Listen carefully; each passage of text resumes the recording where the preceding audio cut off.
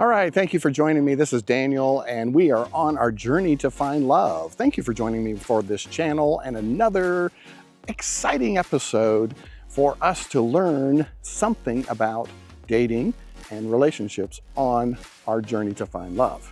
Now, today's episode is about why marriages fail. I have all the secrets because I'm 58 years old. I was in a failed marriage. After 25 years of being married, I know the secrets of a failed marriage.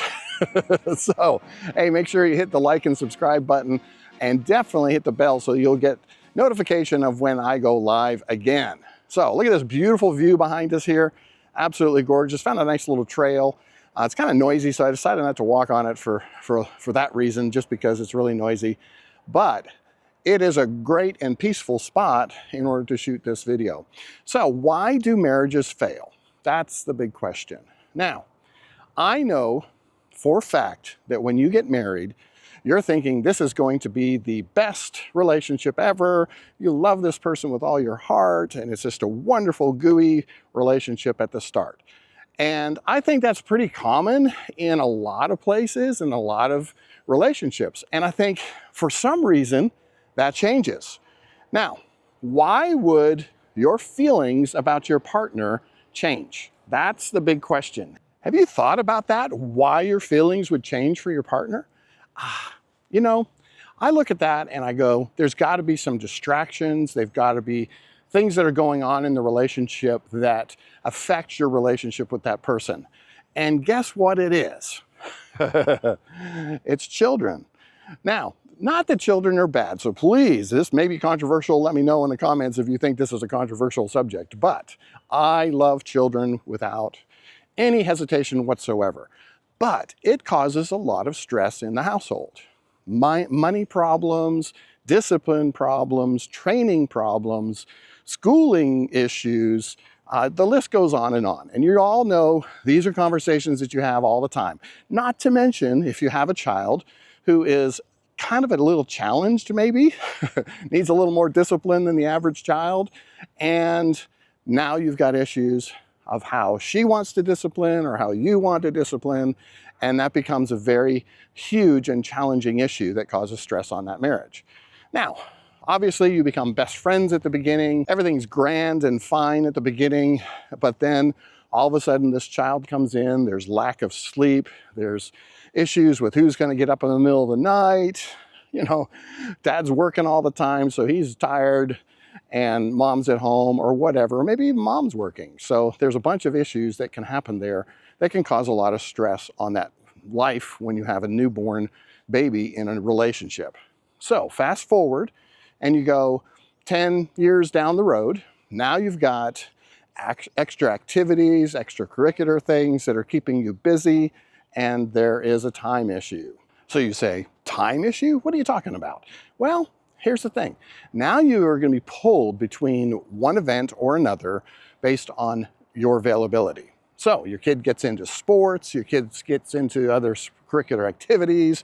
Maybe he's a genius and he's going to spend time at the chess club or swimming or basketball or baseball or whatever it happens to be. Now you've got a conflict of interest as far as time goes. And you're coordinating this, and she's taking him there, you're taking him there. Maybe she wants him at home for piano lessons, you know, whatever. The difficulties go on and on. So, for instance, that can create a lot of stress and a lot of tension in that relationship if you're not completely aligned. Now, a solution for that would be not to have your kids so involved in extracurricular activities, or that you guys do things together only if you can agree to be in agreement to those items. Now that's where the biggest conflict comes, is most people don't have the same philosophies when they get married. So maybe before marriage, you should be talking about these things to see how you feel about babies, or how do you feel about kids, or who's going to handle the discipline, or who's going to handle the money. You know, there's tons of issues with money.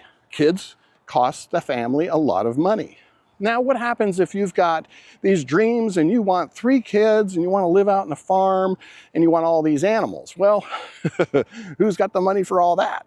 Acreage today is totally crazy. It creates a financial burden on whoever is the main primary fund giver there, the provider.